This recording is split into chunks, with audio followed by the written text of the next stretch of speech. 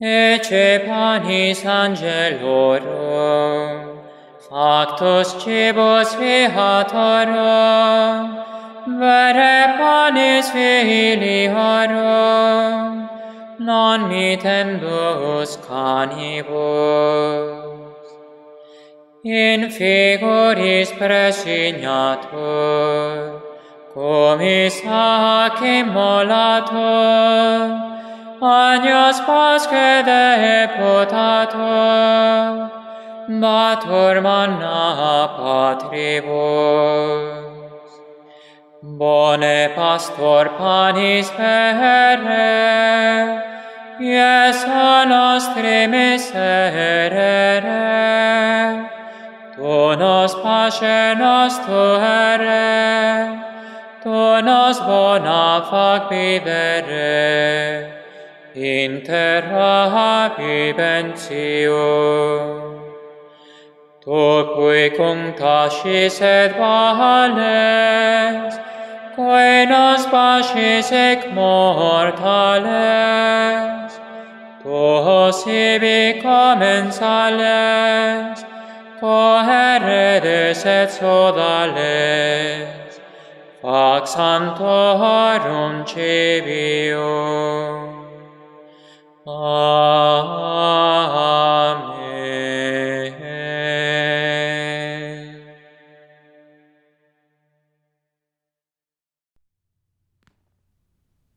Escada do Céu, por São João Clímaco. A tradução é de João Mendes de Almeida Júnior, editora Eclésie, canal Le Conde. Caros ouvintes, caso gostem do que aqui será lido, por favor, adquiram este belíssimo livro. E caso gostem do meu trabalho, possam, devam e queiram auxiliá-lo. Isso é possível via Pix, PayPal, Apoia-se ou Vaquinha. Os links estão todos no descritivo. Também há link para a lista de desejos da Amazon, através da qual você poderá comprar nos livros que serão aqui gravados. Ou ainda também é possível tornar-se membro do canal.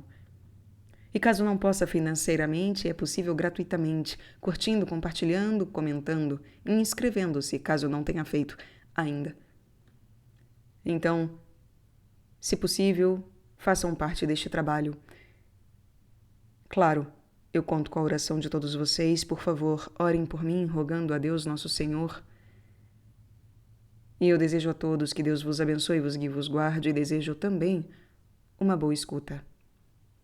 Capítulo 4 da perfeita obediência.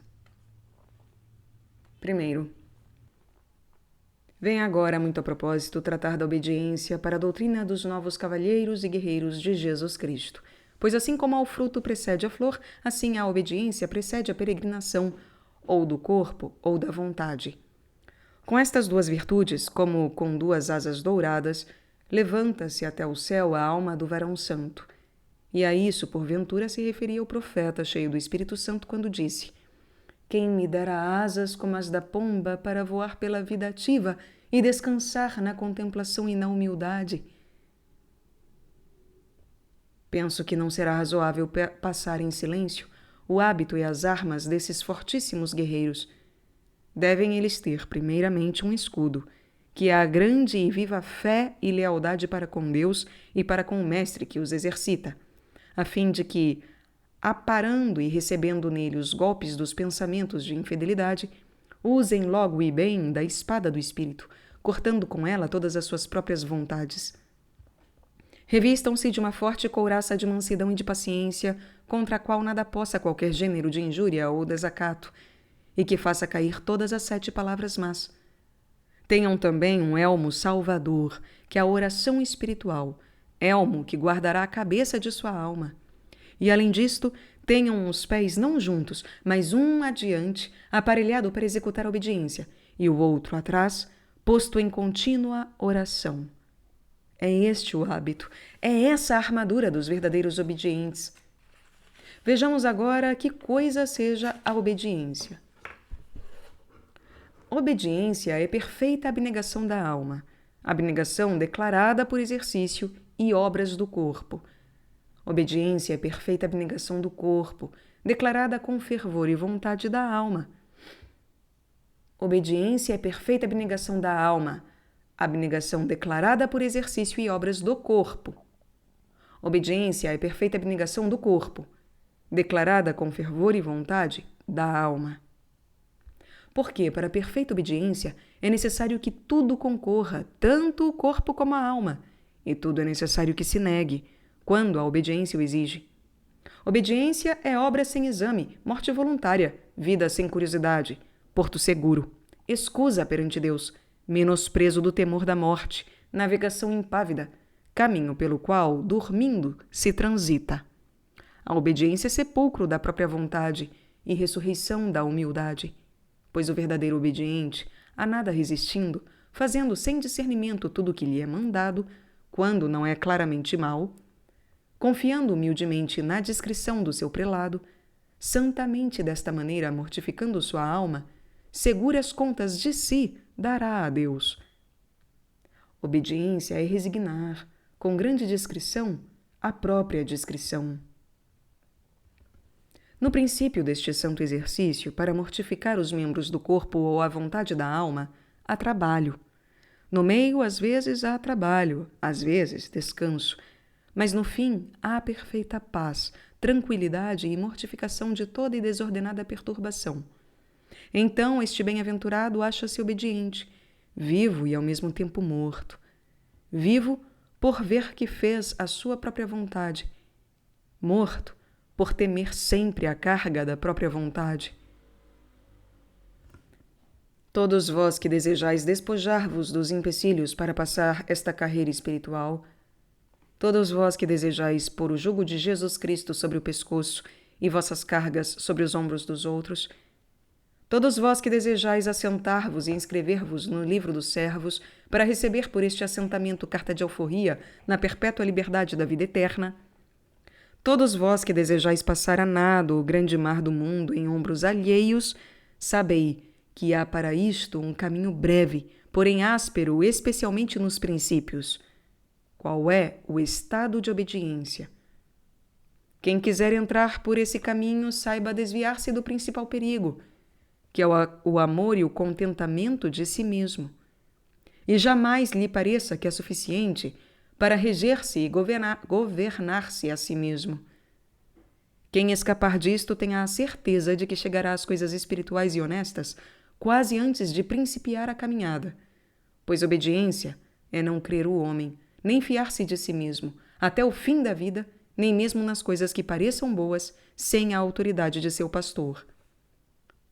Quando, pelo amor de Deus, determinarmos inclinar a cerviz à obediência, devemos, antes de entrar nesta milícia, se em nós há alguma centelha de juízo e discrição, examinar com todo cuidado o pastor que tomamos, a fim de que não nos aconteça tomar marinheiro por piloto, enfermo por médico, vicioso por virtuoso, vicioso por virtuoso, de sorte que, em vez de encontrar porto seguro, nos metamos em um golfo tempestuoso e venhamos a ser apanhados em naufrágio certo.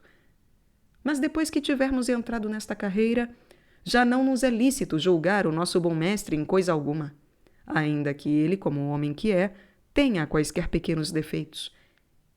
E se assim não o fizermos, pouco aproveitaremos da obediência. Aos que querem ter esta inviolável confiança nos mestres, convém muito notar com diligência as virtudes e obras louváveis que seus mestres praticam, e guardá-las em memória, a fim de taparem a boca aos demônios, quando estes quiserem demolir essa confiança.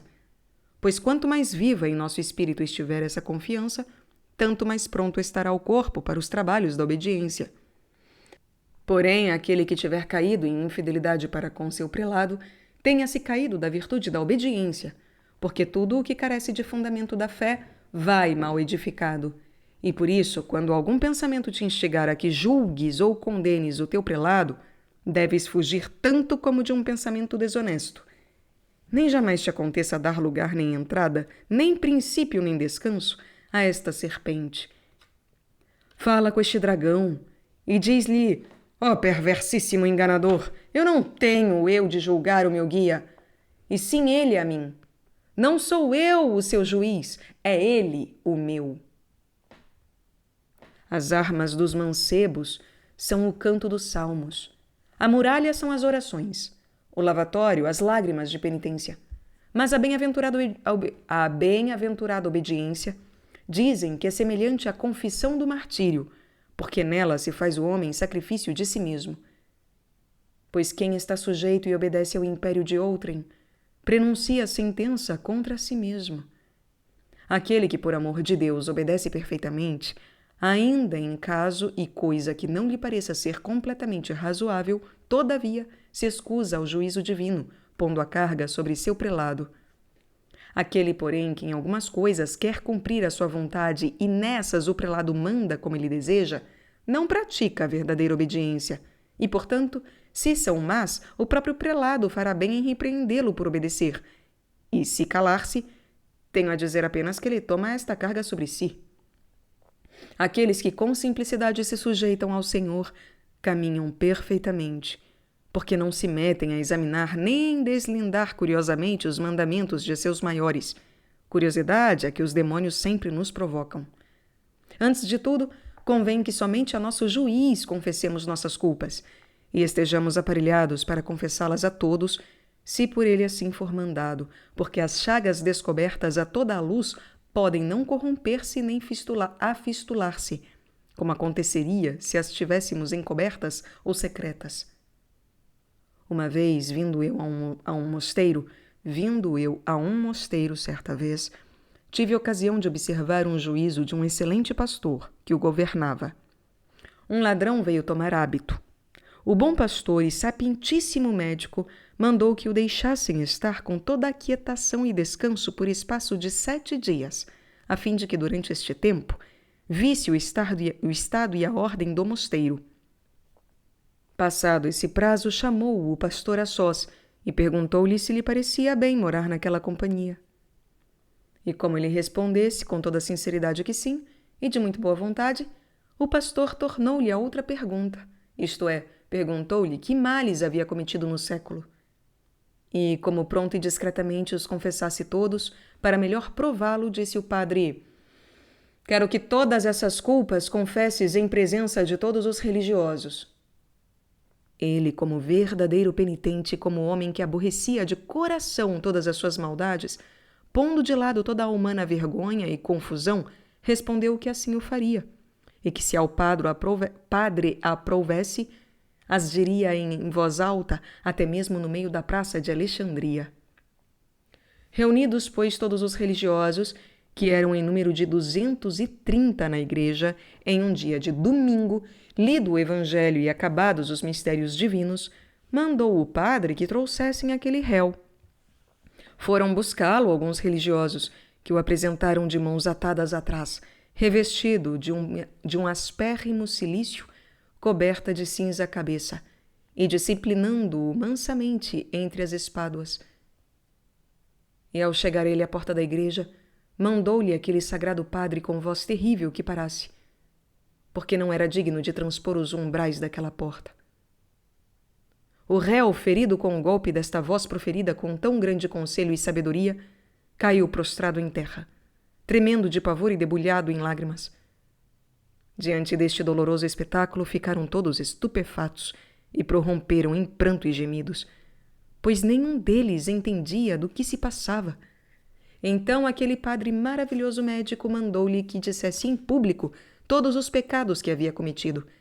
E ele obedeceu, fazendo com toda a humildade e com grande espanto dos presentes a narração minuciosa de tudo, sem deixar de dizer todas as maneiras de homicídios, feitiçarias, furtos e outras coisas, que não é nem lícito escrever. E depois de haver-se assim confessado, mandou o padre tonsurá-lo e recebê-lo na companhia dos religiosos. Maravilhado eu da sabedoria deste santo padre, perguntei-lhe depois em reserva por que tinha feito tão extraordinária forma de juízo. E ele, como verdadeiro médico, me disse que a fez por 2 causas. A primeira, para livrar aquele penitente da eterna confusão mediante aquela presente confusão. A segunda, para que alguns religiosos que lá se achavam e que ainda não tinham confessado inteiramente suas culpas, se movessem por aquele exemplo a completa confissão, sem a qual ninguém será salvo. Sem a qual ninguém será salvo. Outras muitas coisas admiráveis e dignas de memória vi naquela santíssima congregação e no pastor dela, das quais estou habilitado a contar-vos algumas, porque não pouco tempo estive ali, atendendo grande e continuamente à vida e maneira de convivência daqueles anjos da terra, e maravilhando-me de ver como imitavam aos do céu. Primeiramente, eram entre si muito unidos por um estreitíssimo vínculo de caridade, e o que é muito mais de maravilhar, amando-se tanto como se amavam, não havia entre eles atrevimento nem confiança demasiada, nem soltura de palavras ociosas. Trabalhavam com muito estudo no empenho de não se escandalizarem uns aos outros, nem serem uns ocasião de pecado ou de mal para outros. Depois, se acontecia que algum manifestasse rancor contra o outro, o santo pastor desterrava-o, como a homem condenado, para outro mosteiro. Uma ocasião, tendo um deles amaldiçoado a outro, o santo pastor mandou que pusessem aquele fora da companhia, dizendo que não era razoável sofrer no mosteiro demônios visíveis e invisíveis. Vi eu naqueles santos coisas grandemente proveitosas e dignas de admiração. Vi uma companhia de muitos que, com o vínculo da caridade, eram todos um só em Jesus Cristo, e todos muito exercitados em obras da vida ativa e contemplativa, pois de tal modo se despertavam e aguilhoavam uns aos outros para as coisas de Deus, que quase não tinham necessidade de ser admoestados pelo pai espiritual, chegando ao ponto de ter entre si ordenadas certas maneiras de exercícios e admoestações a propósito. Acontecia, por exemplo, que alguns deles, na ausência do prelado, proferia qualquer palavra ociosa ou danosa ou de murmuração, e o irmão que esta ouvisse fazia-lhe secretamente um convencionado sinal para que olhasse por si e moderasse suas palavras. E se porventura o admoestado não via ou não entendia, então o outro se prostrava em terra diante dele e logo se ia. Quando algumas vezes se juntavam para conversar, toda a prática versava sobre a memória da morte e do juízo final. E não quero passar em silêncio a virtude singular do cozinheiro daquele mosteiro, observando eu que ele, perseverando em tão contínua e constante ocupação, estava sempre muito recolhido, e que além disso havia alcançado a virtude do pranto, roguei-lhe humildemente que me quisesse descobrir como tinha merecido esta graça. Importunado por meus rogos, respondeu-me em poucas palavras: nunca pensei que servia a homens, mas a Deus.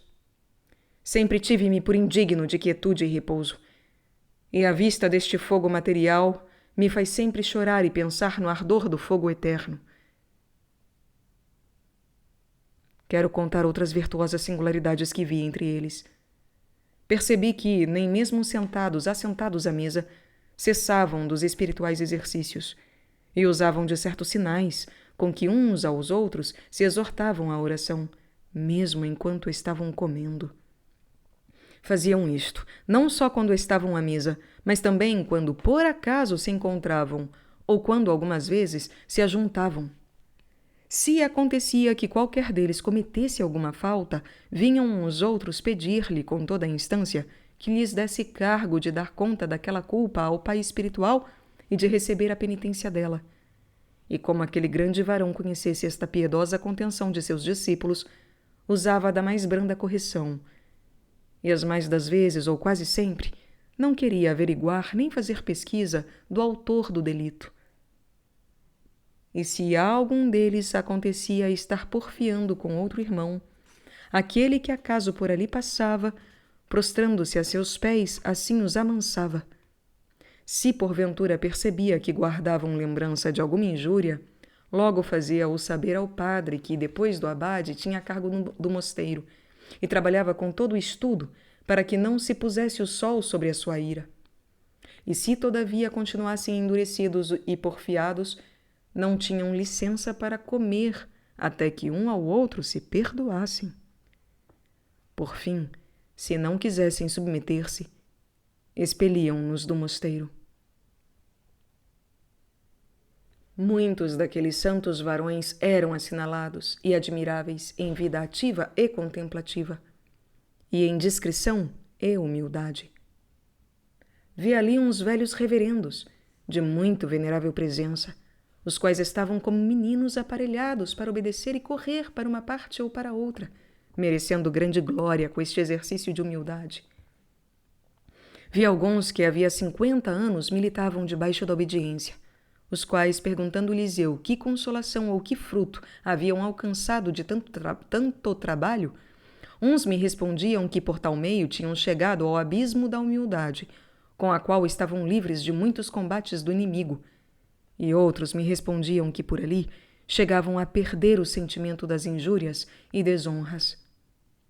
Vi outros daqueles varões dignos de eterna memória, cobertos de cãs, porém com rostos angélicos, os quais chegaram a uma profundíssima inocência, cheia de simplicidade, alcançada com grande fervor de espírito e temor de Deus. Primeiro se acabarão os meus dias de vida antes que eu possa explicar todas as virtudes que ali observei. E como a santidade daquela gente chegava até o céu, tenho por melhor adornar esta doutrina com os exemplos de seus trabalhos e virtudes do que com a baixeza das minhas palavras. Segundo, um religioso chamado Isidoro, que era um dos principais de Alexandria, renunciou o mundo há poucos e entrou para este mosteiro. Aquele maravilhoso pastor, ao recebê-lo, conjecturando pelo aspecto da pessoa e por outras circunstâncias, ser ele um homem áspero, intratável, soberbo e inchado com a vaidade do século, determinou vencer a astúcia dos demônios pelo seguinte artifício. Disse ao referido Isidoro que se realmente queria tomar jugo de Jesus Cristo, antes de tudo se exercitasse nos trabalhos da obediência. A isto respondeu o noviço que, assim como o ferro está sujeito às mãos do ferreiro, assim ele queria sujeitar-se a tudo o que lhe mandasse o superior. Replicou o padre: pois quero, irmão, que estejas à porta do mosteiro e te prostres aos pés de todos os que entrarem e saírem, dizendo-lhes: roga por mim, padre, que sou pecador. O noviço obedeceu como um anjo a Deus, e depois de 7 anos empregados naquela obediência, e de ter alcançado por esse meio uma profundíssima humildade e compunção, quis o padre, após tão grande exemplo de paciência, levantá-lo à companhia dos religiosos e honrá-lo com as ordens sacras, como verdadeiramente merecedor. Mas ele, deitando ao padre muitos rogadores, entre os quais eu, conseguiu que o deixassem naquele mesmo lugar, como até então, até que acabasse sua carreira, dando a entender com estas palavras que se aproximava o seu último dia de vida. E assim foi. Passados mais 10 dias, naquela ignomínia e sujeição, foi chamado à glória. E 7 dias depois, morreu também o porteiro do mosteiro, ao qual o bem-aventurado varão prometera que, se tivesse alguma cabida com o Senhor, trataria do modo de tê-lo como seu companheiro perpétuo, e muito em breve. E isso foi para nós certíssimo indício de seus merecimentos por tão perfeita obediência e humildade. Uma vez parei à porta do mosteiro para perguntar-lhe como prosseguia e se sentia sua alma naquele exercício. E ele, querendo dar-me aproveitamento, disse-me: a princípio fazia conta que estava vendido por meus pecados, e assim, com suma amargura e violência, prostrava-me aos pés de todos. Apenas passado 1 ano, já eu fazia isto sem violência e sem tristeza, esperando de Deus o galardão da minha paciência. Passado outro ano, de todo o coração comecei a ter-me por indigno da convivência do mosteiro e da participação dos divinos sacramentos. E por fim cheguei a considerar-me indigno de levantar os olhos e de encarar qualquer pessoa. E assim, cravados os olhos em terra, e não menos o coração do que o corpo, rogava aos que entravam e saíam que fizessem oração por mim. Outro religioso de nome Lourenço, que estava naquele mosteiro havia mais de 48 anos, chamado pelo abade, veio pôr-se de joelhos diante dele para receber a bênção. Mas depois de se levantar, não lhe tendo dito o abade coisa alguma, deixou-se ele ali ficar. Era a hora da comida, e estávamos todos sentados à mesa. De sorte que o monge permaneceu em pé diante da mesa, sem comer, sem mover-se durante talvez mais de 1 hora, sem dizer palavra, até o fim de 1 hora. E somente ao levantarmos-nos da mesa, mandou-lhe o abade que se dirigisse ao sobredito Isidoro e lhe recitasse o princípio do Salmo 34. Eu estava com aquilo tão incomodado que não ousava encarar aquele octogenário. Mas por fim não deixei de tentar o santo velho, perguntando-lhe em que pensava quando se achava naquela posição e situação. Ele respondeu-me que havia posto em seu pastor a imagem de Jesus Cristo, e que, assim imaginando, parecia-lhe que estava não diante de uma mesa de homens, mas diante do altar de Deus. De sorte que, pela grande caridade e sincera confiança que depositava em seu pastor, fazia oração e não dava entrada a pensamento mau contra ele, nem lugar nem tempo ao espírito mau contra si. E qual era aquele bem-aventurado pastor de espirituais ovelhas? Assim era o procurador do mosteiro, que Deus lhe havia dado, casto e moderado como qualquer dos outros, e manso como muitos poucos. Quis, pois, o grande padre experimentá-lo, repreendendo-o para a utilidade dos outros, e sem haver causa alguma, mandou expulsá-lo da igreja. Eu, sabendo que o monge era inocente, em reserva com o padre, louvava e encarecia sua inocência, ao que me respondeu sapientissimamente: bem sei que é inocente, mas assim como é cruel coisa tirar o pão da boca de quem está a morrer de fome, assim é coisa prejudicial quer ao prelado, quer aos súditos, não procurar aquele para estes quantas coroas vir que podem merecer, exercitando-os com injúrias, abjeções e escárnios, porque, se isso não fizer, produzirá 3 inconvenientes. Primeiro, privará o súdito devoto do mérito da paciência. Segundo, defraudará a outros do bom exemplo da sua virtude.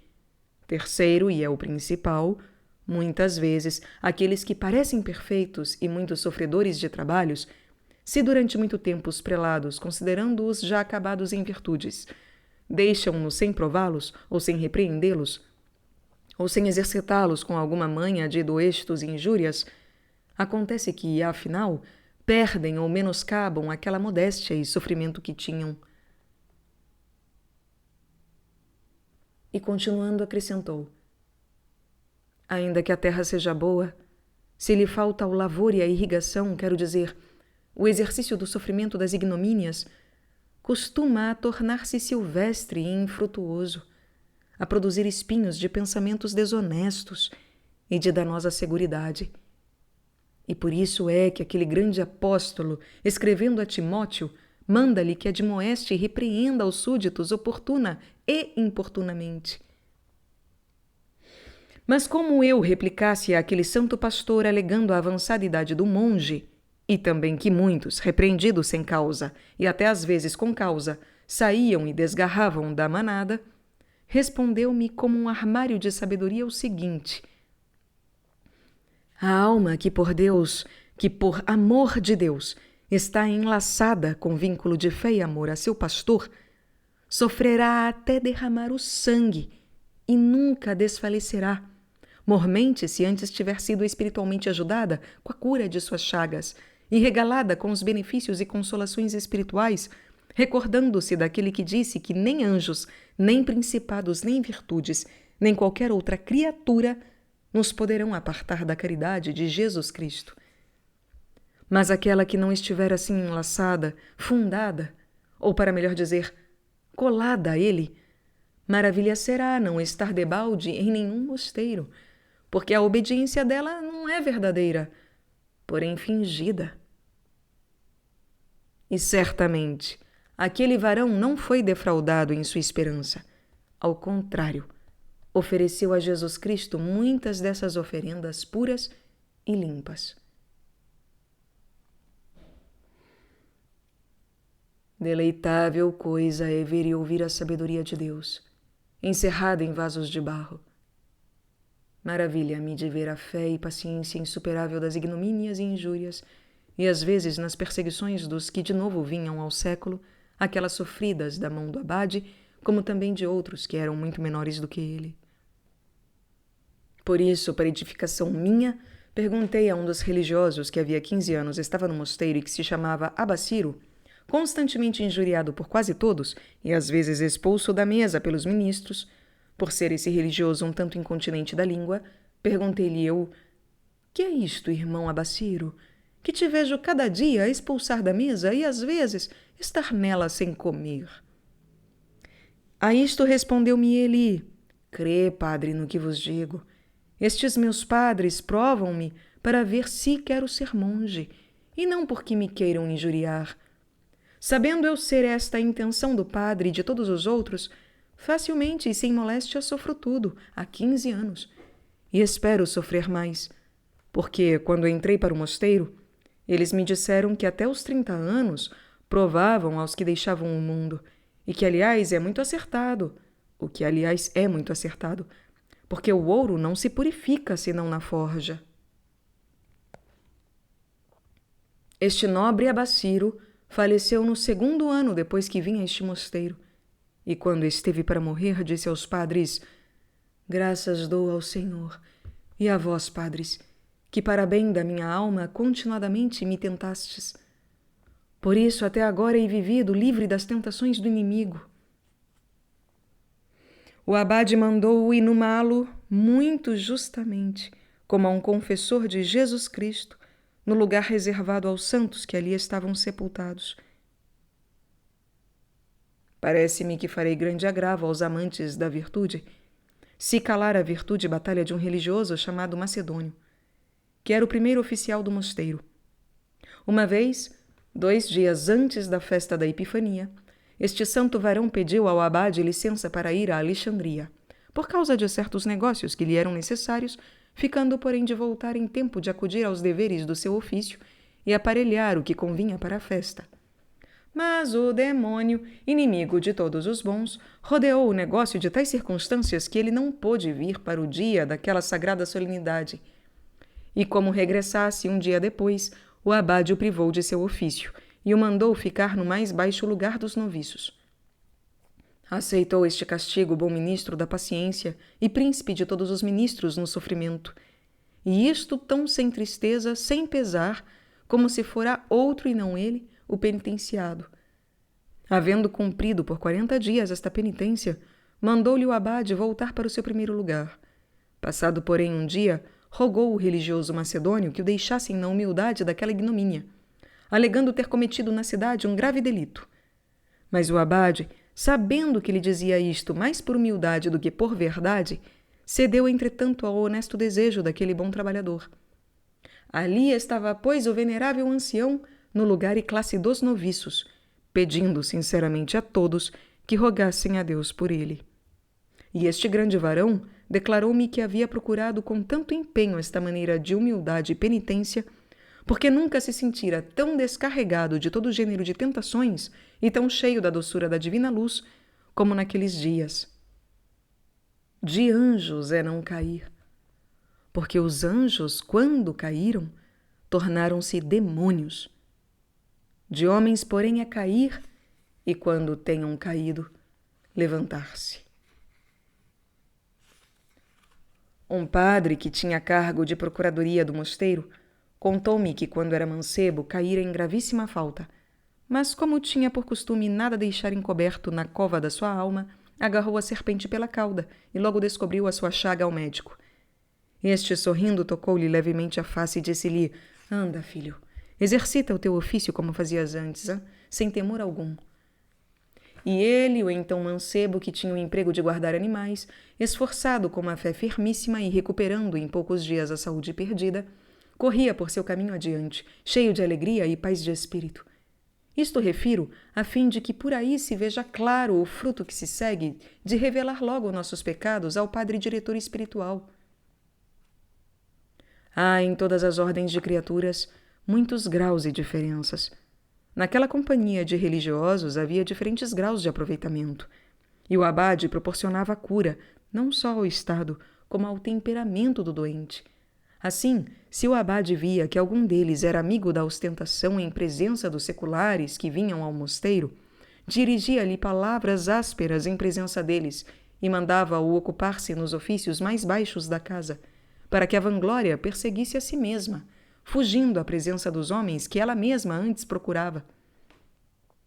Não quis o Senhor que eu partisse daquele mosteiro sem provisão das orações de um santo e admirável varão chamado Mena, que tinha lugar imediato ao do abade no regimento do mosteiro e que faleceu poucos dias antes da minha partida, depois de ter vivido 50 anos no mosteiro e de haver servido em todos os ofícios. 3 dias depois do seu falecimento, quando celebrávamos o costumado ofício dos defuntos por alma de tão grande padre, subitamente o lugar onde esteve o seu corpo encheu-se de um odor de maravilhosa suavidade. Permitiu, pois, aquele grande abade que fosse descoberto o lugar onde o sagrado corpo jazia. E feito isto, vimos todos que das preciosíssimas plantas de seus pés, como de 2 fontes, emanava um suavíssimo unguento. Então o abade, voltando-se para todos, disse: Vede, irmãos, como os suores de seus cansaços e trabalhos foram recebidos por Deus como um unguento preciosíssimo. Deste beatíssimo Padre Mena contavam os padres daquele lugar muitas e grandes virtudes, entre as quais esta. Querendo o abade experimentar-lhe a paciência uma vez, quando, segundo o costume, veio prostrar-se a seus pés e pedir sua bênção, o deixou estar assim prostrado, desde o princípio da noite até a hora de matinas, sem dar-lhe a bênção. E só a essa hora, acudindo a dar-lhe a bênção, repreendeu-o como a homem impacientíssimo, e que tais coisas fazia por vaidade e ostentação. Sabia muito bem o abade quão fortemente Falo ia sofrer com isso, mas quis dar este público exemplo para a edificação de todos. Um discípulo deste santo Mena, que conhecia por inteiro os segredos de seu mestre, contou-me que durante todo o tempo em que esteve assim prostrado, aquele padre não dormiu e rezou todo o saltério de Davi. Estando nós outros um dia em oração, viu o abade certos religiosos ocupados a conversar, aos quais, conquanto fossem clérigos e dos mais antigos, mandou à porta da igreja, por espaço de 7 dias, prostrarem-se em terra durante todos os que por ela entrassem e saíssem. Outra vez vi que um religioso, aliás mais atento que os outros no cantar dos salmos, mudava de semblante e posição, especialmente no princípio dos hinos, à guisa de quem falava com outros. Perguntando-lhe eu que significava aquilo, ele, desejando dar-me proveito do exemplo, respondeu que, no princípio do ofício divino, costumava recolher seus pensamentos e sentimentos e dizer-lhes: Vinde, adoremos e prostremo-nos ante Jesus Cristo, nosso Deus e nosso Rei. Não deixarei de engastar na coroa de nossa obra mais esta esmeralda, afirmava eu uma vez perante alguns daqueles fortíssimos anciãos as vantagens da quietude da vida solitária. E eles, com sereno e alegre rosto, sorrindo, me disseram: Nós, como homens terrenos, escolhemos instituto e maneira de viver que não se levantasse muito da terra. E entendendo que, conforme a medida de nossa enfermidade nos convinha escolher a espécie de perigos e batalhas, pareceu-nos mais seguro lutar com os homens que a tempo se embravecem e a tempo se amansam, do que com os demônios, que sempre estão encarniçados e armados contra nós. Mas um daqueles varões, com dulcíssimo e alegre coração, deu-me em poucas palavras completa resposta com sua suma de toda a vida religiosa.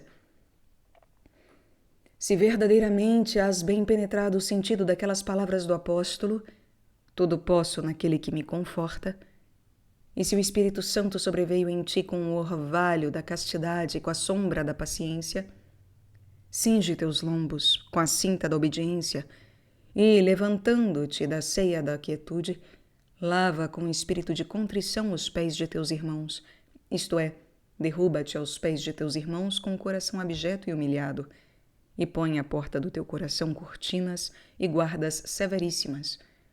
Trabalha também para que tua alma esteja sempre fixa e imutável nesse corpo tão movediço, e que tenha uma intelectual quietude entre os movimentos e discursos desses membros tão articulados, e, sobretudo, procura, no meio dos desassossegos, estar com o ânimo quieto e repousado. Refreia a desvairada e furiosa língua, para que não se desmande em contradizer e porfiar. e peleja contra essa raivosa senhora 70 vezes ao dia.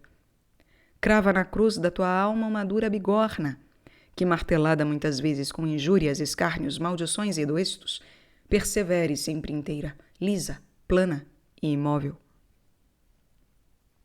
Despe-te de todas as tuas próprias vontades, como de uma vestidura de confusão. E assim despido, começa a correr pela carreira da virtude. Reveste-te de uma couraça de fé, tão forte que nenhum tiro da infidelidade possa romper. Detém com o freio da castidade o sentido do tato, que desavergonhadamente só desmandar-se. Reprime com a contínua meditação da morte a curiosidade dos olhos, para que a cada hora não queiram mirar a graça e a formosura dos corpos. Refreia também com o perpétuo cuidado de ti mesmo a curiosidade do espírito, que, não zelando por si, quer, entretanto, condenar o próximo. Antes, procura sempre usar de toda a caridade e misericórdia para com os outros, porque todos conhecerão que somos discípulos de Jesus Cristo, se ajuntados em um só espírito, amarmos-nos uns aos outros. Bebe a cada hora escárnios e vitupérios como água viva, pois o santo rei Davi, tendo esquadrinhado tudo quanto havia de alegre debaixo do céu, veio afinal a dizer que nada é tão digno de admiração e alegria como morarem os irmãos quais fossem um só. Aqui, dizia-me este bom amigo, vem estar juntamente conosco. E se não temos alcançado este grande bem da obediência, resta-nos, conhecendo a nossa fraqueza, viver em soledade, apartados desta batalha, cujos guerreiros, confessemo-lo, são bem-aventurados. E roguemos a Deus que lhes dê paciência. Confesso que fui vencido e convencido pelas palavras deste bom padre e mestre excelentíssimo, o qual, com a autoridade do Evangelho e dos profetas, muito mais que com a força do amor sinceríssimo, havia contradito ao meu parecer. E daí resultou que, de muito boa mente, dei a vantagem e a vitória ao estado de obediência. Resta-me, todavia, contar uma proveitosíssima virtude daqueles bem-aventurados, e dita esta, voltarei, como quem sai do paraíso, a entrar no sarçal da minha enfadonha doutrina. Tendo o abade expulsado um religioso por haver maltratado de palavras a outro, aquele religioso perseverou à porta do mosteiro durante 7 dias, pedindo humildemente perdão e entrada. E sabendo o abade que ali se achava ele durante todo aquele tempo sem comer, resolveu ceder, impondo-lhe, porém, a retirada para casa, onde estavam os que faziam penitência por seus pecados. E a isso se submeteu o persistente e arrependido religioso. E já que se oferece ocasião de mencionar este lugar, sou obrigado a descrevê-lo. Estava situado a 1 milha do mosteiro principal e chamava-se cárcere, pois, como verdadeiro cárcere, era destituído de toda a humana consolação. Não se via ali vapor de fumaça, nem vinho, nem azeite para comer, mas somente ervas. Neste lugar mandava o abade encerrar todos que, depois do seu chamamento, haviam pecado gravemente, e só os tirava dali depois que o Senhor o avisasse do perdão dos seus erros. E não estavam todos juntos, mas apartados, cada um por si, ou, quando muito, 2 a 2. Havia o abade posto na direção do cárcere um grande e assinalado varão, chamado Isaque, que obrigava todos aqueles presos voluntários a uma quase perpétua oração, e, para desterrar a preguiça, mandava-os tecer folhas de palmeira, abundantes por ali. Esta é a vida. Este o estado, este o propósito dos que verdadeiramente buscam a face do Deus de Jacó. Terceiro, quando repreendidos pelos nossos superiores nos afligimos, lembremo-nos dos nossos pecados, para que, vendo o Senhor a angústia que quer fazer-nos padecer, nos alivie juntamente dos pecados e da angústia, convertendo a nossa dor em alegria. Porque, segundo a qualidade e quantidade das dores de nosso coração, assim suas consolações soem alegrar nossas almas. Não nos olvidemos então daquele que disse ao Senhor: quantas e quão grandes tribulações me destes, ó Senhor! E, depois de voltado a mim, me ressuscitastes e tirastes do abismo. Bem-aventurado aquele que, diariamente provocado com doestos e injúrias, sofre com paciência, fazendo força a si mesmo, porque este se alegrará com os mártires e será coroado com os anjos. Bem-aventurado o monge que a toda hora do dia se considera merecedor de abjeção e confusão. Bem-aventurado aquele que mortificou sua vontade até o fim da vida e entregou todo o encargo e providência de si a seu mestre e diretor espiritual, porque esse será colocado à direita daquele Senhor, que foi obediente até a morte. Aquele que despede de si a repreensão justa ou injusta, despediu de si toda a vida. Mas aquele que sofre a repreensão, presto alcançará perdão de seus pecados. Manifesta a Deus do íntimo do teu coração a fé e a caridade sincera que tens para com teu diretor espiritual, e Deus secretamente lhe descobrirá esta tua confiança, para que daí em diante te ame e trate dos negócios de tua salvação com maior estudo e atenção. Aquele que está aparelhado para descobrir todas as serpentes dos maus pensamentos, dá de si grande mostra de fé, mas aquele que as encobre no segredo de seu coração, vai por mau caminho. Se alguém quiser examinar a caridade que tem para com seus irmãos, observe se chora nas culpas deles e se alegra em suas graças e aproveitamento. Aquele que é porfiado em levar por diante o seu parecer, ainda que verdadeiro seja, tenha por certo que o demônio o move a isso. Se tal fizer tratando com seus iguais, porventura se emendará com a repreensão dos maiores. Se, porém, tiver esta pertinácia contra o parecer dos sábios, já este mal não se poderá curar só com a arte humana. Aquele que não é humilde nas palavras, não o será nas obras, porque sendo fiel no pouco, também o será no muito. Esse não fará caso da autoridade dos maiores, de sorte que trabalhará em vão no estado de obediência, do qual não tirará fruto. Aquele que guarda sua consciência limpa, vivendo sujeito ao diretor espiritual, esse esperará a morte como quem espera um sono, sem temor algum, porque sabe que a hora da morte, não tanto a ele como ao diretor espiritual, serão pedidas as contas. Quem, não tendo sido forçado por obediência, recebeu algum cargo ou administração, e nesse cargo ou administração foi mal sucedido, não atribua a causa desta culpa a quem lhe deu as armas, mas a quem as tomou, pois, havendo recebido armas para pelejar contra o inimigo, as volveu contra si e atravessou o próprio coração com elas. Se, porém, recebeu o cargo ou administração forçado por obediência, declarando primeiro sua fraqueza, não se aflija, porque, se cair, não morrerá.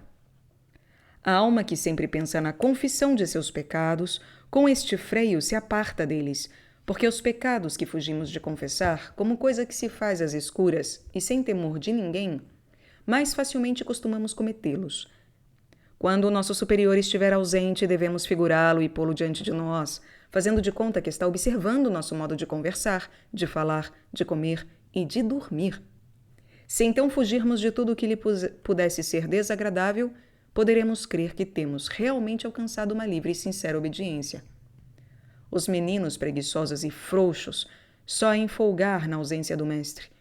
Os meninos diligentes e aplicados só em considerar essa ausência como muito prejudicial. Um daqueles muito aprovados varões, a quem perguntei como a virtude da obediência carreta da humildade, respondeu-me: o devoto obediente, ainda que tenha o dom das lágrimas, ainda que ressuscite mortos, ainda que seja vencedor em todas as batalhas, pensa que tudo isto alcançou pelas orações do seu diretor espiritual, e assim fica livre da inchação da soberba. E realmente, como poderá alguém gloriar-se daquilo que crê não ter alcançado por si, mas pelo auxílio do seu diretor espiritual? O solitário não tem este socorro, e por isso mais entrada tem contra ele a vanglória, quando imagina que só por seu trabalho alcançou o que tem. Quando aquele que está debaixo da obediência escapar de dois laços, desobediência e soberba, ficará perfeito servo de Jesus Cristo. Trabalha o demônio contra os obedientes. Umas vezes por sujar seus corpos com feios humores, outras vezes por fazê-los duros de coração, insofríveis, secos, amigos de comer e beber, preguiçosos para oração, sonolentos e cerrados de entendimento.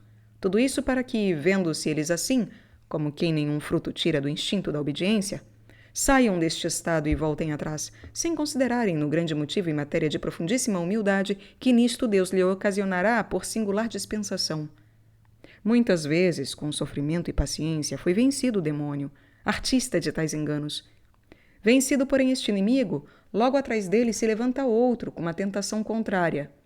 Assim, por exemplo, tenho visto muitos obedientes devotos, alegres, abstinentes, estudiosos e fervorosos, os quais, com o favor do diretor espiritual, haviam alcançado tudo isso. Mas eis que, acometidos pelos demônios com a insuflação de que já estavam dispostos e hábeis para a soledade, por onde poderiam chegar ao cume da suma e suavíssima virtude, tais obedientes caíram neste laço, deixaram porto seguro e engolfaram-se em alto mar. E aí, sobrevindo-lhes tempestade, faltou-lhes piloto que lhes governasse, e naufragaram desastradamente.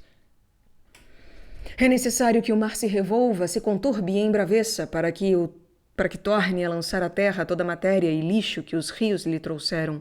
E assim também é necessário que o obediente seja muito vexado por contrariedades com os exercícios da vida monástica e com a disciplina do diretor espiritual, para que despeça de si toda a imundície de paixões e vontades próprias trazidas do mundo.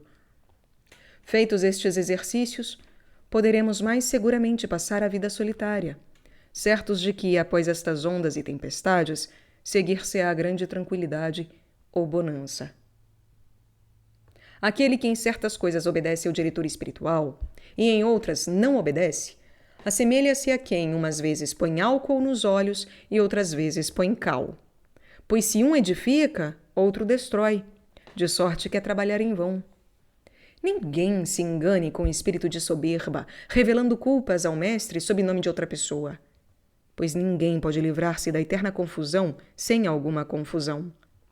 Abra cada um sua chaga e mostre ao médico, dizendo-lhe: é minha esta chaga, é minha esta ferida. Fui eu a causa dela, eu, somente eu. A culpa foi minha, somente minha. Ninguém mais foi autor dela, nem homem, nem espírito, nem corpo, nem outra qualquer coisa, mas somente a minha negligência. E quando assim te confessares, filho, has de estar na postura do corpo, na figura do rosto, nos pensamentos, como um réu sentenciado à morte, postos os olhos em terra, e, se possível for, prostrado e debulhado em lágrimas ante o médico e mestre, como se estivesses aos pés de Jesus Cristo.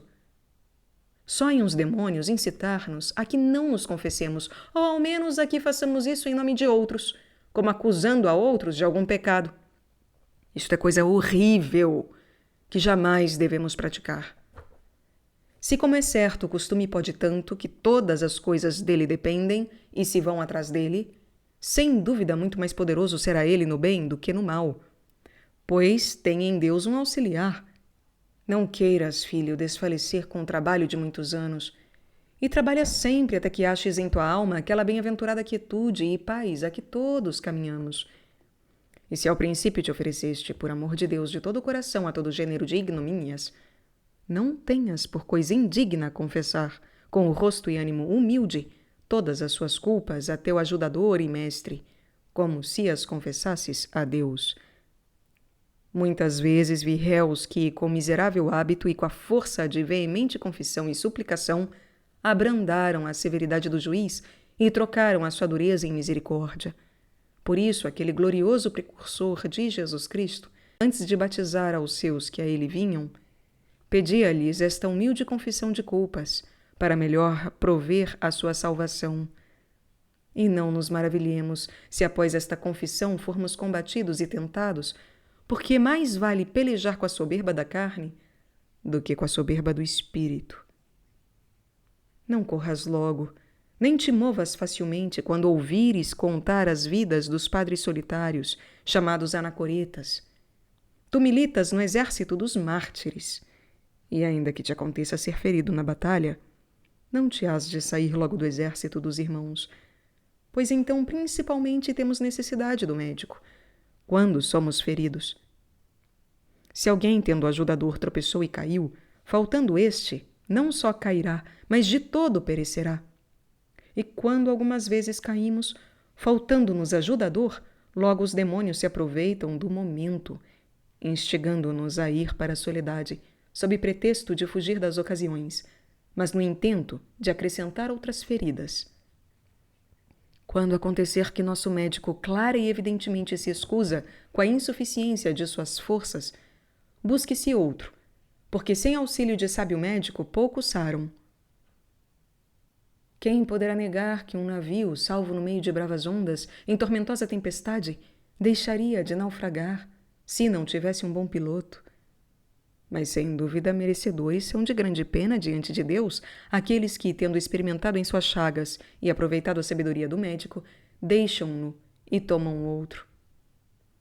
Não queiras, filho, fugir às mãos daquele que primeiro te ofereceu a Deus, porque em toda a vida não acharás outro a quem prestes tanta reverência. Não é coisa segura para o soldado bisonho entrar logo em desafio, nem tampouco para o religioso ou noviço passar a soledade, porque, assim como aquele corre perigo no corpo, este padecerá na alma.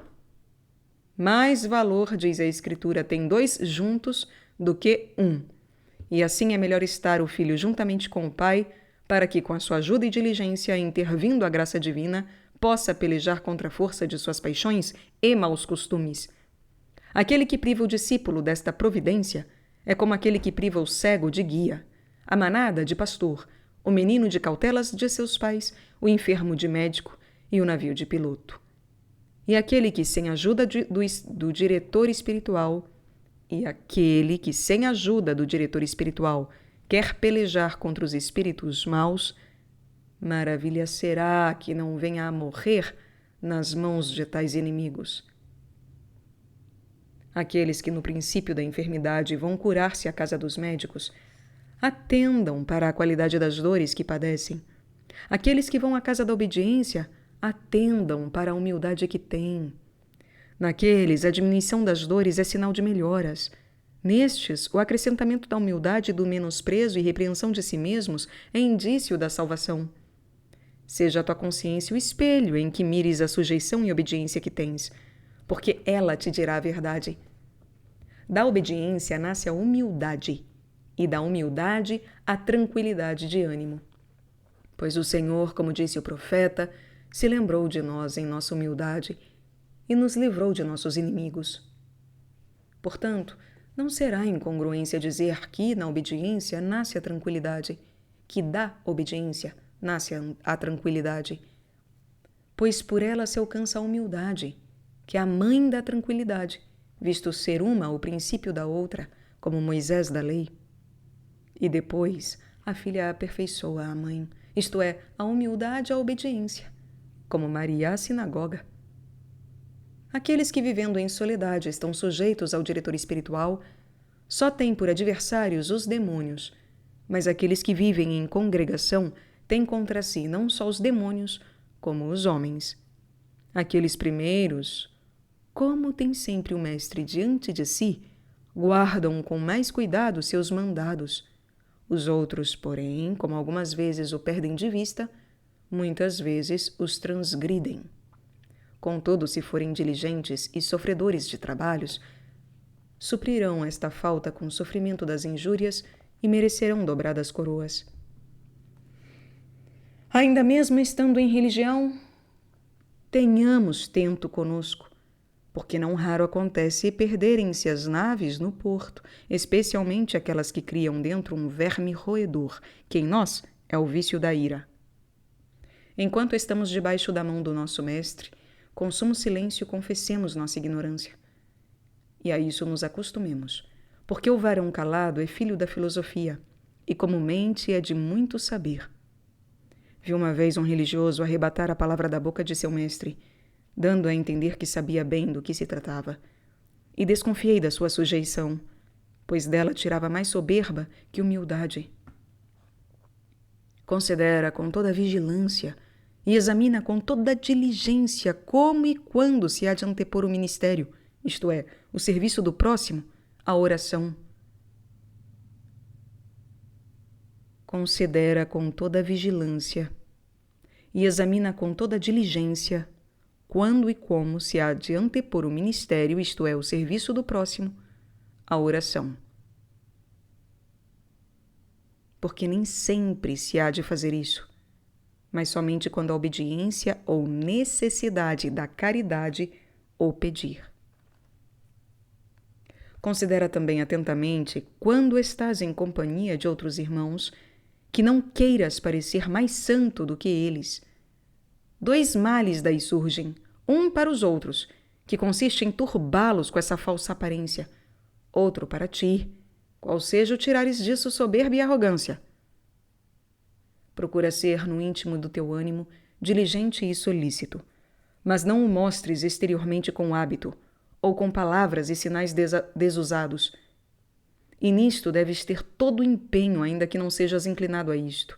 Muito mais deves trabalhar para seres em tudo semelhante aos irmãos, e não te tornares vaidosamente diferente.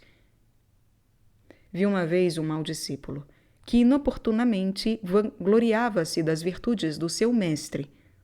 Parecendo-lhe que ganhava honra com a fazenda alheia, ao contrário tirou daí desonra, porque todos estranhavam que tão ruim fruto tivesse sido produzido por tão boa árvore. Não pensemos ter já alcançado a virtude da paciência quando sofremos as repreensões de nosso Pai. É preciso, além de sofrer constantemente as repreensões, que sejamos escolceados de todos os homens. Pois se ao Pai sofremos, somos disso devedores pelo cargo que de nós tem. Bebe com suma alegria as repreensões e escárnios que qualquer homem te dera a beber, como se for água de vida, porque é isso saudável purgante com que expilas de ti todo o regalo e luxúria. Sem dúvida, uma tal beberagem fará nascer em tua alma uma íntima e profunda castidade, e a luz formosíssima de Deus esclarecerá teu coração. Nenhum de nós descuidadamente se glorie em si mesmo, quando perceber que sua vida exemplar é de notável proveito à congregação de seus irmãos, porque os ladrões estão mais perto daquilo em que ninguém pensa. Recorda-te do que disse o Senhor, e depois que tiveres feito tudo quanto te for mandado, dize: servos somos sem proveito, servos inúteis. O que estamos obrigados a fazer, fizemos. E como delicadamente examina Deus em seu juízo nossos trabalhos, a hora da morte se verá. O mosteiro é um céu terrenal, e por isso tais procuremos ter os corações, quais os têm os anjos do céu divinal. Algumas vezes, neste céu terrenal, uns têm os corações como de pedra, outros como de cera, para que, assim, aqueles fujam à soberba, e estes se consolem em seus trabalhos. Pouco fogo basta para abrandar a cera. Um pouco de ignomínia, levada com paciência, bastou algumas vezes para abrandar, adoçar e tirar toda a ferocidade, toda a dureza e toda a cegueira de um coração. Uma vez vi 2 que estavam secretamente escutando e observando os trabalhos e gemidos de um religioso, que nisso se exercitava. Um fazia-o com desejo de imitá-lo, outro para desdenhar dele em público, logo que se oferecesse ocasião, e distrair assim o servo de Deus do seu exercício. Não verás quão diferentes faz nossas obras o olho da intenção. Não queiras ser indiscretamente calado, para que não sejas desabrido aos outros com o peso do teu silêncio, pois, como está escrito, há tempo de falar e tempo de calar. Nem tampouco sejas refalsado em tuas palavras, nem quereloso ou criminoso quando algo te fazem, pois isto é próprio dos perturbadores da paz e da concórdia.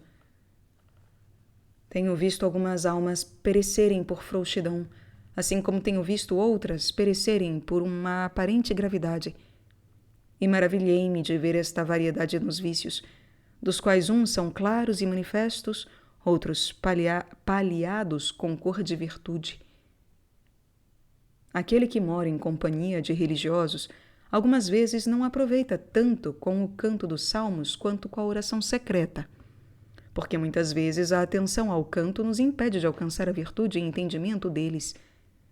Batalha com todas as tuas forças e reprime sem cessar a imaginação irrequieta.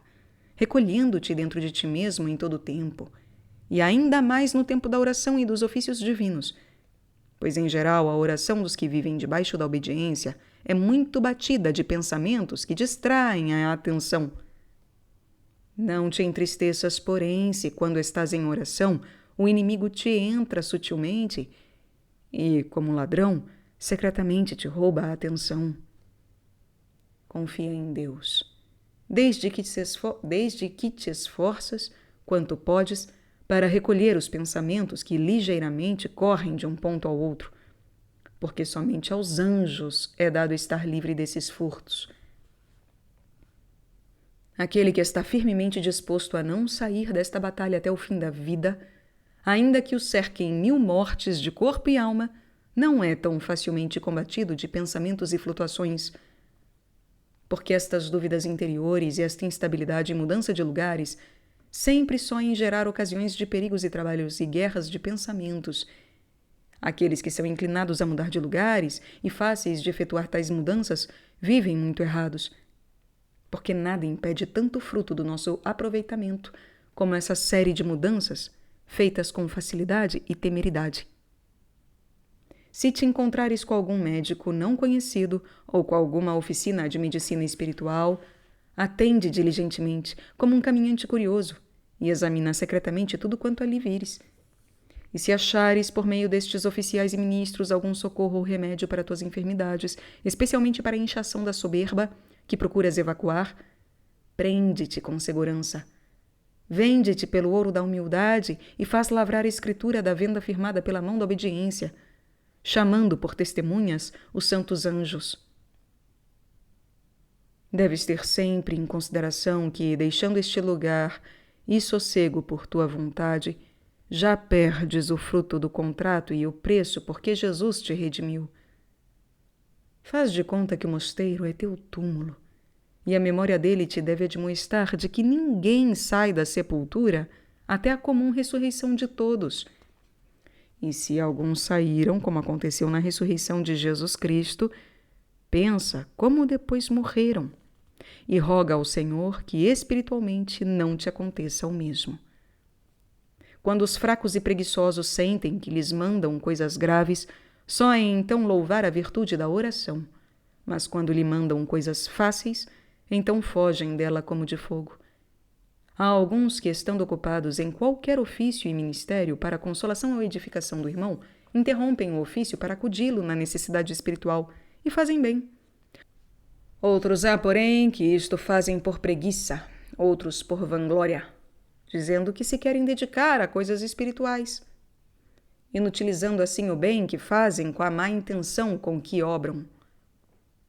Não é possível que o diabo seja contrário a si mesmo, e disto te persuadam os que negligentemente vivem na soledade ou no mosteiro, aos quais o demônio, incitando a mudar de lugares, sob color de virtude, não o faz por mudar de vontade, e sim para enganá-los mais sutilmente.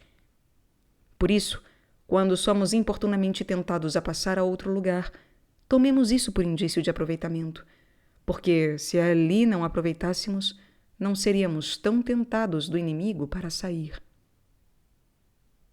Quarto, se no gênero de vida em que te achas, vês claramente que os olhos de tua alma estão de todo sem luz e sem aproveitamento, trabalha por sair desse modo de vida o mais depressa que puderes e para passar a outro mais aproveitável. É verdade que o mal em todo lugar é mal, e o bem em todo lugar é bem, mas em todo caso, para isso não deixa de ajudar a condição do lugar.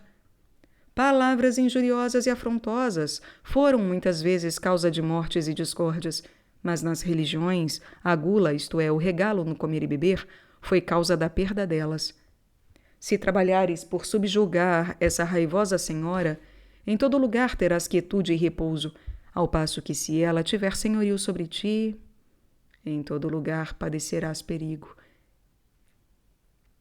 O Senhor ilumina os olhos cegos dos obedientes, para verem as virtudes de seus mestres, e cega-os para que não vejam seus defeitos. O demônio, porém, procede de modo inverso. Seja para nós exemplo, seja para nós forma de obediência, o metal vivo a que chamam azougue. o qual, posto que permanecendo debaixo de quaisquer outros materiais, está sempre puro e livre de qualquer mistura.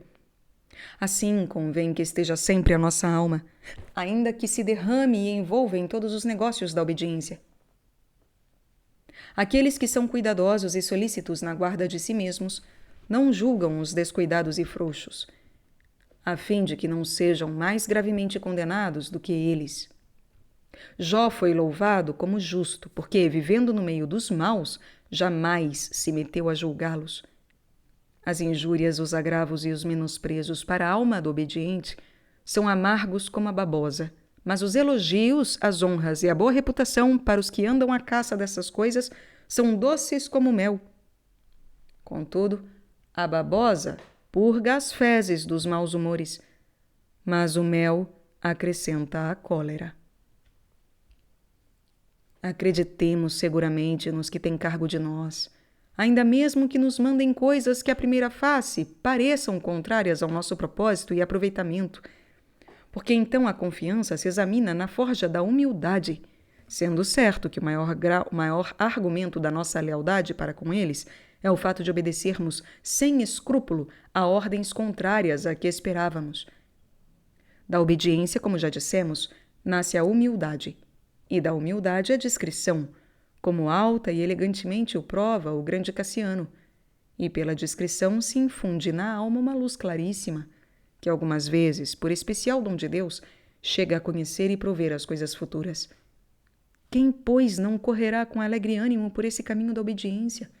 Desta singular virtude dizia aquele cantor: preparaste, Senhor, pela doçura de tua saúde, a doçura de tua mesa, e da tua presença no coração do pobre, que é o verdadeiro obediente e humilde.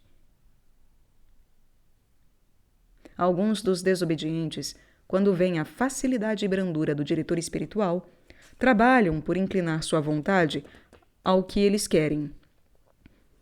Pois saibam que perdem a coroa da obediência, porque não há obediência sem perfeita renúncia da própria vontade e de todo este artifício e fingimento.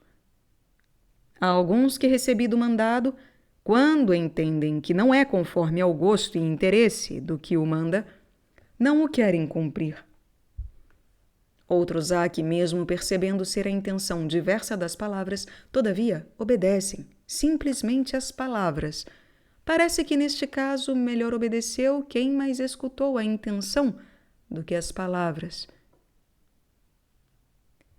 Seria eu mau e desumano se deixasse de narrar as coisas admiráveis que contou-me João Sabaieta, excelente varão de mim muito amado, e que este varão estava livre de paixões e longe de toda mentira, e assim em obras como em palavras limpo. Dou disso bom testemunho pela experiência que dele tenho. Contou-me ele que havia em um mosteiro na Ásia um velho negligentíssimo e muito destemperado, ao qual se referia não para condená-lo, mas para dar testemunho da virtude. Tinha este um discípulo moço chamado Acácio, simples de ânimo e vontade, porém no siso e na razão prudentíssimo, o qual padeceu tantos trabalhos com este velho que pareciam incríveis, se os quisesse referir todos, pois não só o maltratava com injúrias e desonras e ignomínias, como com castigo de mãos quase cotidiano. O moço sofria tudo isso, não como insensível, mas como quem entendia o que isto lhe importava, até que, passados 9 anos debaixo de obediência daquele cruel e áspero velho, veio a falecer e foi sepultado no cemitério dos padres. 5 dias depois de sua morte, foi o tal velho comunicar a outro ancião que ali morava a morte de Acácio. Este venerável ancião, declarando duvidar do ocaso, foi com o outro ao cemitério e ali, como se falasse com o vivo, perguntou: irmão Acácio, porventura estás morto? E de dentro do sepulcro o morto obediente respondeu: como pode estar morto o homem dado à obediência? Então aquele cruel velho, que pouco antes se chamava seu mestre, espantado, caiu em terra, debulhado em lágrimas, e pediu ao abade do mosteiro que desse licença para edificar uma cela a par daquela sepultura. E vivendo ali dizia sempre aos padres: homicida sou, rezai por mim. Outra coisa me contou este mesmo santo varão, como quem contava de outro. E esse outro não era senão ele próprio, como depois o averiguei. Outro mancebo foi dado por discípulo no mesmo mosteiro da Ásia a um monge manso e benigno. Como visse o discípulo que o velho honrava e tratava mansamente, o que é coisa perigosa para muitos, pensou prudentemente que lhe convinha ir para outro mosteiro. Pediu e conseguiu facilmente a licença para sair, porque o velho tinha mais outro discípulo. Partiu, pois, com uma carta de recomendação para um mosteiro situado na região do Ponto. Logo na primeira noite que passou neste mosteiro, o moço viu em sonhos certas pessoas que lhe pediam contas de sua vida e que, depois de terrível e tenebroso exame, deram-lhe a entender que devia 100 libras de ouro. Despertando e entendendo a visão, permaneceu no mosteiro obedecendo a todos, sem diferença, sofrendo menosprezos e injúrias, como a peregrino estrangeiro, porque não havia ali outro monge estrangeiro além dele. Passados 3 anos, tornou às visões, isto é, viu em sonhos uma pessoa que lhe disse estarem pagas apenas 10 libras daquela soma. E, despertando, compreendeu que tinha a necessidade de sofrer mais trabalhos e ignomínias.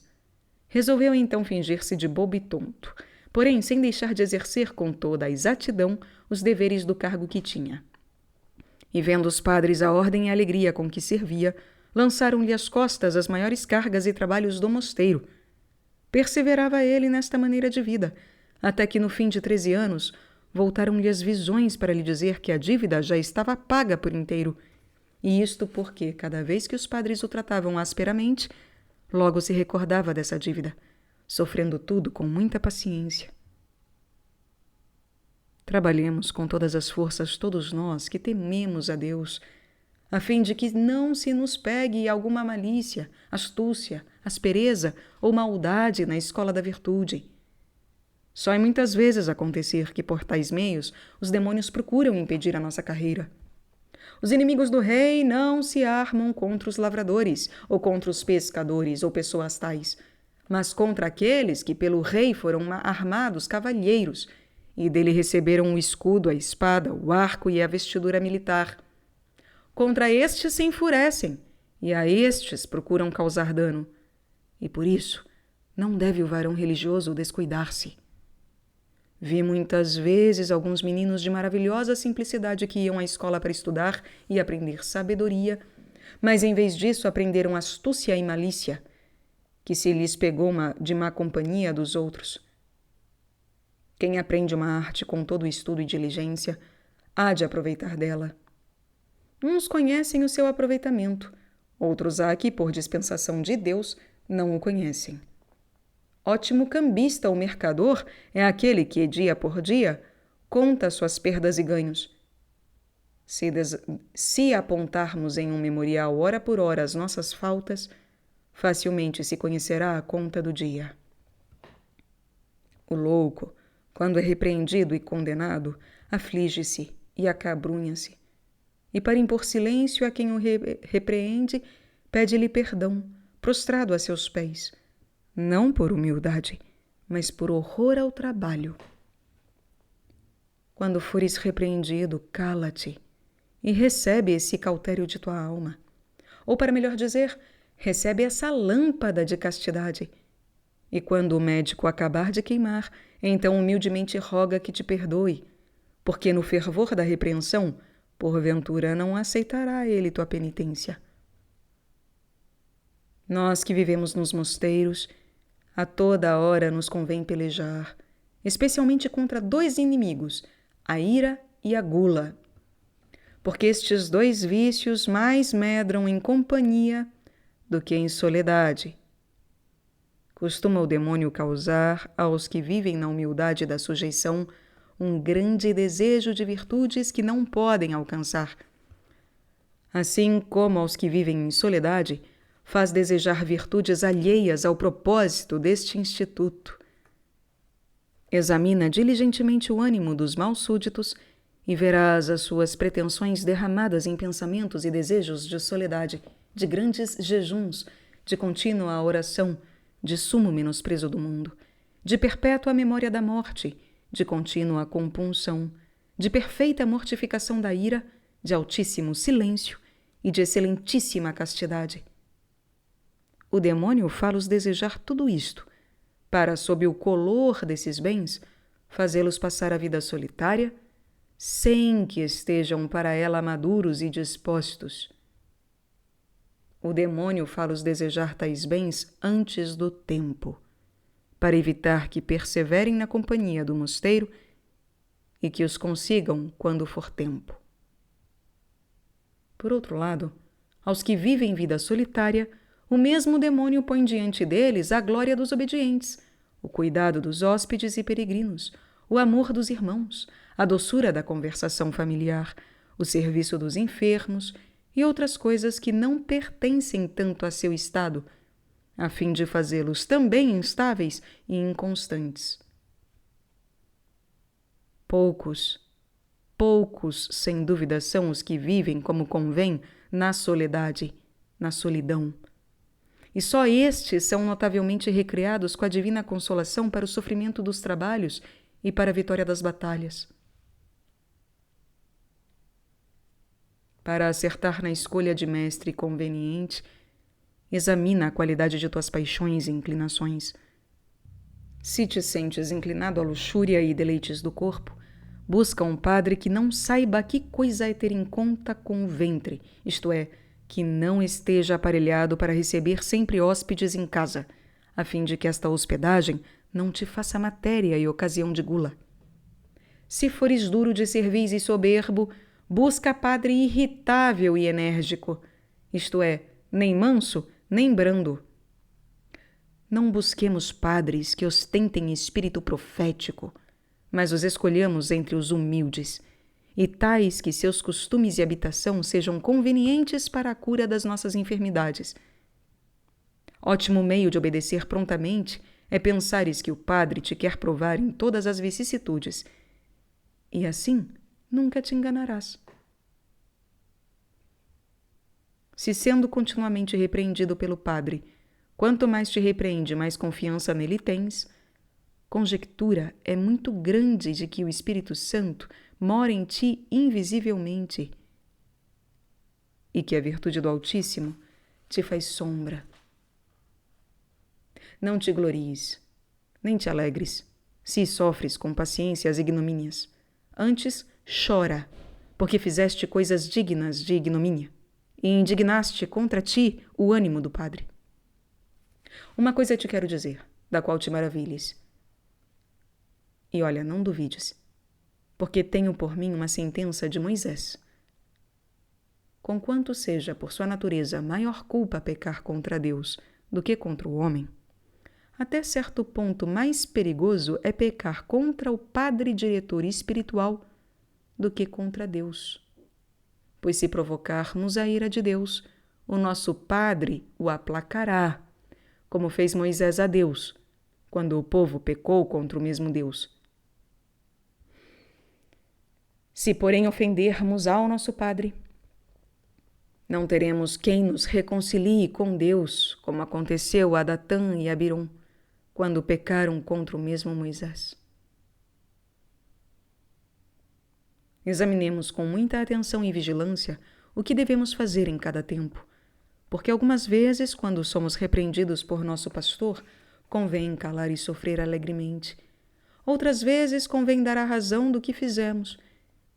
A mim parece-me que devemos calar sempre que a repreensão redunda somente em ignomínia nossa, porque então é tempo de ganhar. Mas nas coisas que redundam em injúria de outro, convém dar razão, pela obrigação que nos impõe o vínculo da paz e da caridade. Todos aqueles que se retiraram da obediência te poderão muito bem declarar a utilidade dela, porque melhor avaliarão o céu em que estavam.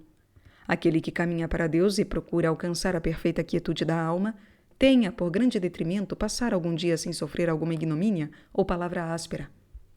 Assim como as árvores batidas de grandes ventos lançam mais fundas raízes, assim os que estão debaixo da obediência, por combates que quase sempre padecem, têm mais profundas as raízes da virtude. Aquele que, tendo morado em soledade e não sendo hábil para ela, conheceu sua inabilidade e foi entregar-se à obediência, esse tal, estando cego, abriu os olhos e, sem trabalho, viu a Jesus Cristo. Irmãos, Irmãos, torno a dizer, irmãos que correis e irmãos que lutais, venham a vossos ouvidos as palavras do sábio.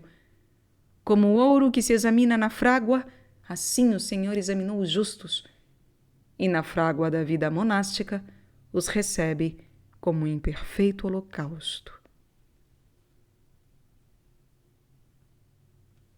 Anotações.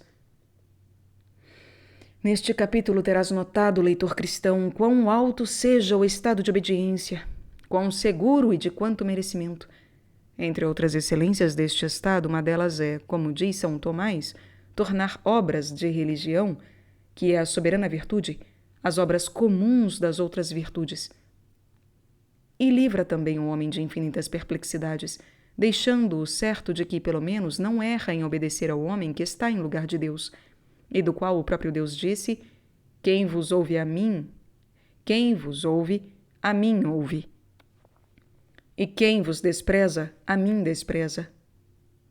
Esta certeza não a tem o homem em todas as outras obras boas que faz, porque não é de todos fazer o que é bom, somente por ser bom, especialmente quando excede as nossas forças. E por isso disse um grave doutor que mais queria colher palhas do chão por obediência do que empreender obras grandes por sua própria vontade. Contudo, não tomem isto tão ao pé da letra as mulheres devotas que vivem no mundo, isto é, não tomem daqui ocasião para dar a seus diretores espirituais ou confessores uma obediência tal que não queiram dar passo algum sem eles.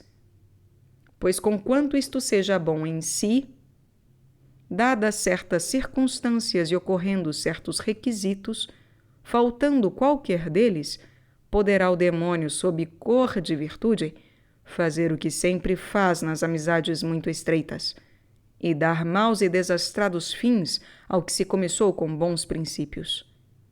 Ninguém, portanto, se deve arriscar a este perigo, que é muito grande e muito disfarçado. Mas isto não exclui a confissão, nem o tomar conselho com os padres diretores espirituais em coisas graves e escrupulosas. Aqui poderás também notar um proveitosíssimo e muito louvável costume dos padres daquele tempo, em que tanto florescia a disciplina da vida monástica. Era o de provar e exercitar os que entravam em religião com muitas maneiras de repreensões, castigos, vexações e trabalhos. E isto faziam não por 1 ano ou 2, mas por muitos anos, para aproveitar na devoção, no fervor do espírito e nas virtudes da humildade, da obediência, da mortificação das paixões, da abnegação de si mesmo e, assinaladamente, da paciência e da discrição. Provera a Deus que isto também se praticasse agora em nossos tempos, porque muito mais apurados seriam aqueles que ficassem nas religiões. E tanto mais convinha isso, quanto mais dificultoso é, nestes tempos, expelir da religião quem nela foi recebido. Ocasiões havia então para tantas ignomínias e vexações, porque naqueles tempos, como vimos, uma das maneiras religiosas de viver era a de estarem 2 discípulos debaixo da disciplina de um padre velho, a quem serviam como um servo serve ao seu senhor. E estes mestres, uns pelo seu natural temperamento, outros pelo exercício de virtude, usariam dessas ocasiões para repreender, castigar e tratar asperamente seus discípulos. Por ser isso coisa muito ordinária naquele tempo, o autor carregou a mão no encarecimento da virtude da paciência, não só para que o discípulo não caísse com a carga e voltasse para trás, como para que não perdesse matéria de tão grande aproveitamento. Se em nossos tempos não têm os religiosos estas ocasiões tão frequentes, podem tê-las os noviços com seus mestres, as mulheres com seus maridos, porque o sofrimento destas coisas é de grande merecimento e de grandíssimo aproveitamento.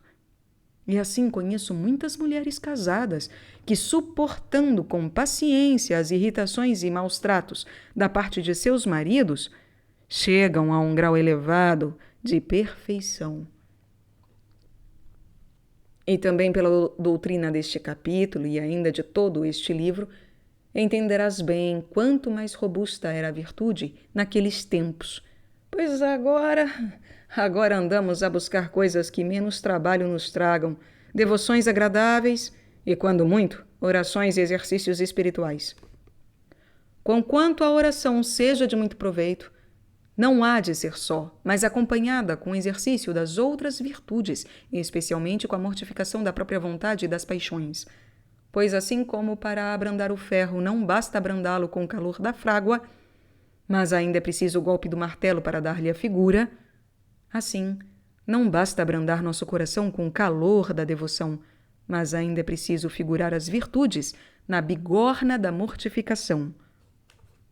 Por isso, com muita razão, exclamou o sábio: quem achará a mulher forte? Achareis muitas almas devotas, que gostam de rezar, de meditar, de confessar-se, de comungar, de ler bons livros, de tratar de Deus e de dar um pedaço de pão por seu amor. Mas, ainda assim, quem achará a mulher forte? Que é a alma forte. Forte para vencer a natureza, para domar a carne, para quebrar a própria vontade, para crucificar as paixões, para romper com o mundo, para rir-se de seus juízos, para calcar aos pés os seus ídolos, para receber com cara alegre os trabalhos e aflições, para rir-se das injúrias, para confiar nos perigos, para não elevar-se na prosperidade, nem abater-se com a adversidade, para andar sempre solícita, fervorosa e diligente em todas as coisas do serviço de Deus e bem do próximo, olvidando seu próprio interesse. Quem a achará nos tempos que correm?